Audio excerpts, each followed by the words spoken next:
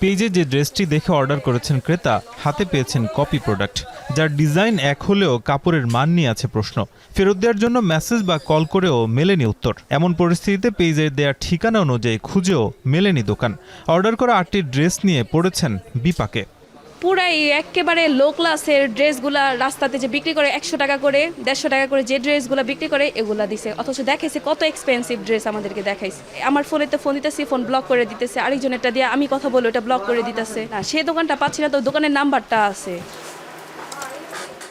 অনলাইনে অর্ডার করে নানা ধরনের প্রতারণার শিকার হচ্ছেন গ্রাহক। ঈদে অনলাইনে অর্ডার বৃদ্ধির সঙ্গে বাড়ে প্রতারণার মাত্রাও। আর বেশি প্রতারণা ঘটছে ফেসবুক ভিত্তিক পেজের মাধ্যমে। আছে রিটার্ন পলিসির নানা বিড়ম্বনা। অরিজিনাল ড্রেসটাকে আসলে ওরা অরিজিনাল বলে মানে বিজ্ঞাপন দিচ্ছে, বাট ওইখানে ওরা ওটা দিচ্ছে না। হ্যাঁ, একদল প্রতারক চক্র আছে, এটা অনলাইনে এটা হয়। অনেকেই যেটা মার্কেটে বেশি ডিমান্ড থাকে সেটা মালটা কপি আইটেম বের করে, তারা কস্টিং ফেলাইলো 1200-1300, ওরা ওইটা অনায়াসে 1700-1800 সেল করতে পারবে। তবে এত কিছুর পরও অনলাইনে কেনাকাটা কমেনি। এই যেমন বেসরকারি প্রতিষ্ঠানে চাকরিজীবী আনিকা তাবাসসুম সকাল থেকে রাত পর্যন্ত অফিসেই কাটান। শপিংয়ে যাওয়ার ফুরসত নেই, তাই ভরসা অনলাইন শপিং। যেহেতু অনলাইনে সব কিছুই অ্যাভেলেবেল, তো আমরা একটা ক্লিকের মাধ্যমেই যে কোনো কিছু অর্ডার প্লেস করতে পারি। তো আমার ফ্যামিলির সবাইও অনলাইনে কেনাকাটা করে, আর আমিও এবার ঈদে অনলাইনেই মোস্টলি অর্ডার করেছি। এই ঈদে ফেসবুক পেজগুলো বেশ ভালো ব্যবসা করছে। মূলত মার্কেটের ভিড় এড়াতে ও সুন্দর পণ্য হাতের নাগালে পেতে অনেকেই অর্ডার করেন ফেসবুক ভিত্তিক পেজে। তবে এবারের ঈদে বেচা বিক্রি নিয়ে পাওয়া গেল মিশ্র প্রতিক্রিয়া।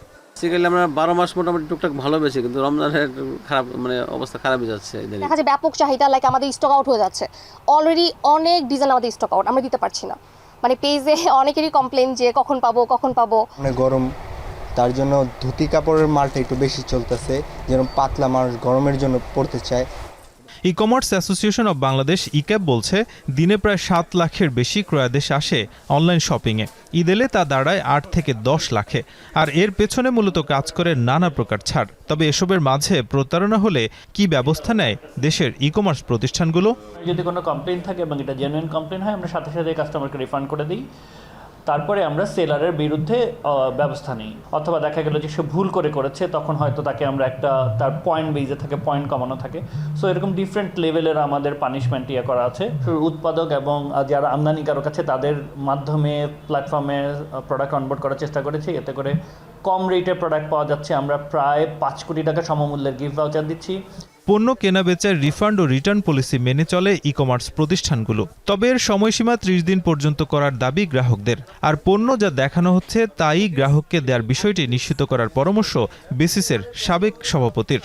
যেটা উন্নত বিশ্বে আপনি দেখবেন যে যদি আপনি ইউরোপ যান, আমেরিকা যান, সেখানে no question asked return policy থাকে, 30 ডেজ পর্যন্ত রিটার্ন পলিসি থাকে। রাতারাতি বড়লোক হব, মানুষকে ঠকিয়ে, কাস্টমারকে ঠকিয়ে এইটা করা যাবে না। আমি যদি যেটা আমি প্রমিস করেছি সেই মানের সেই জিনিসটাই আমাকে দিতে হবে। গত বছর ঈদুল ফিতরে 4.5 কোটি টাকার বেশি বিক্রি হয়েছে অনলাইনে। এবারও সেই লক্ষ্য ছাড়িয়ে যাওয়ার আশা খাত সংশ্লিষ্ট ব্যবসায়ীদের। নাজমুস সাকিব, এখন, ঢাকা।